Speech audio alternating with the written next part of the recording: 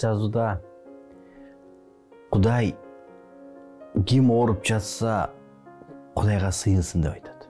Ал аяттар мындай дейт: ким кыйналып жатса ал сыйынсын, ким кубанып жатса ал Кудайды даңтабырдасын. Ишеним менен сыйынганда оорулуу айгат Теңир анын бутуна тургузат деп жазылган. Демек, адам ооруганда, биз Кудайга кайрылганда Кудай угат, Кудай айыктырат.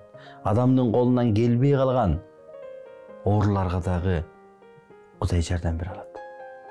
Ошондуктан биз кыйналганда дагы биз Кудайга ооруларыбызды айтсак болот.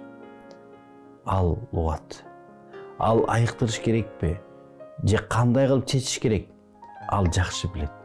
Ошондуктан бүгүнкү күндө Кудай адамдарга ооруп атканда мага кайрыл деген жакшы мүмкүнчүлүктү берген.